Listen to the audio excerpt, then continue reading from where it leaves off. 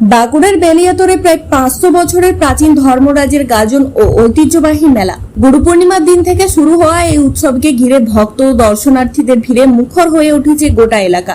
বহু বছরের রীতি মেনে মহাদানা ঠাকুর স্বরূপ নারায়ণ জিউ এবং ধর্মরাজ জিউকে সুসজ্জিত কাঠের ঘোড়ায় বসিয়ে বের করা হয় বর্ণাঢ্য শোভাযাত্রা।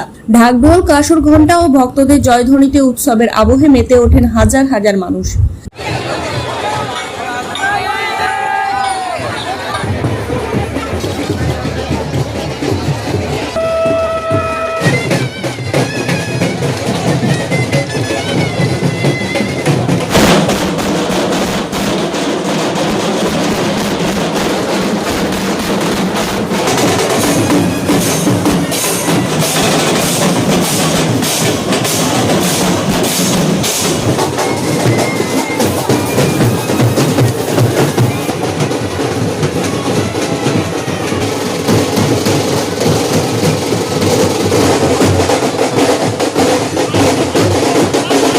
ধর্মরাজের এই গাজনকে ঘিরে রয়েছে নানা লোককথা ও বিশ্বাস। প্রচলিত জনশ্রুতি অনুযায়ী প্রায় 500 বছর আগে ধর্মরাজ পাল নামে গ্রামের এক ব্যবসায়ী রানীগঞ্জ থেকে ফেরার পথে দামোদর নদী থেকে একটি বিশেষ ধরনের পাথর পান।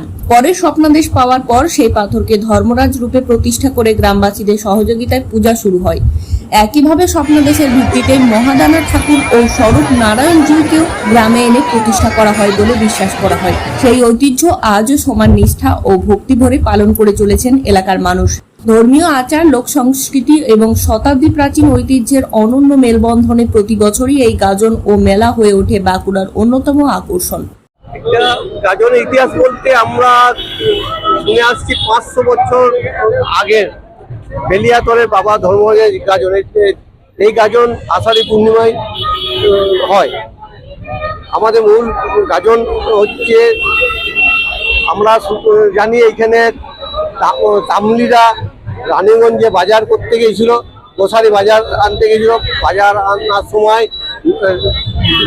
দামোদরে একটি পায়ে পাথর লাগে, সেই পাথরটি তারা তুলে এনে তার ব্যবসায় ক্ষেত্রে পাথরটিকে ব্যবহার করে।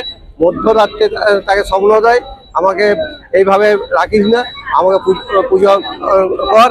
তখন থেকে এই বাবা ধর্মরাজ ও আরো দুটি ভাই পাওয়া যায়। একটি বাউরি সমাজের কাছে ঠাকুর থাকে, একটি চাষাদের যাতে বলে তাদের কাছে একটি ঠাকুর থাকে।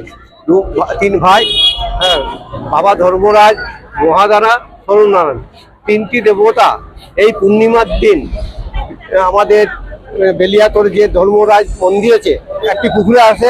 সারা রাত সেখানে পুকুর 3টি দেবতা থাকে। মধ্যরাত থেকে বান ফোড়া হয়, যাবতীয় যেরকম অন্যান্য গাজনে বান ফোড়া, সেই বান ফোড়া এখানে হয় মধ্যরাত। তারপরে ভোরবেলায় সেই ঠাকুরগুলোকে আবার পুনরায় ধর্মতলা আনা হয়। অনেক রকম আছে।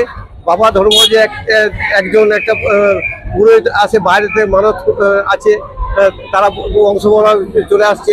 ঘোড়াগুলো দীর্ঘ বছর আগের থেকে এগুলো নিম কাঠের তৈরি। আমরা দেখে আসছি নিম কাঠের তৈরি। আজকের থেকে 50 বছর আগে আমার দেখা একটা 50 বছর আগে এখানে একটা ঘোড়া তৈরি করতে দেখেছিলাম।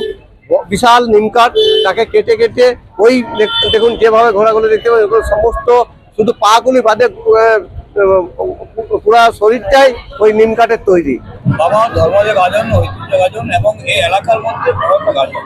সেজন্য আমি এসেছি এই অংশ মধ্যে, যেহেতু আমার বিধানসভার মধ্যে এখানে সেই গাজনে আমি সাধারণ ভক্তবৃন্দের সাথে আমি সেভাবে এসেছি এবং এটাই বার্তা দিয়ে যাই, সবাই মিলে বাবার যে গাজন আনন্দে কাটাক এবং ঐক্য বজায় রাখুক এবং নিজেদের মধ্যে যে পারস্পরিক ভাতৃত্ববোধ সেটা বজায় রাখার জন্য আমি আহ্বান জানাচ্ছি। ব্যুরো রিপোর্ট, জেলার বার্তা নিউজ।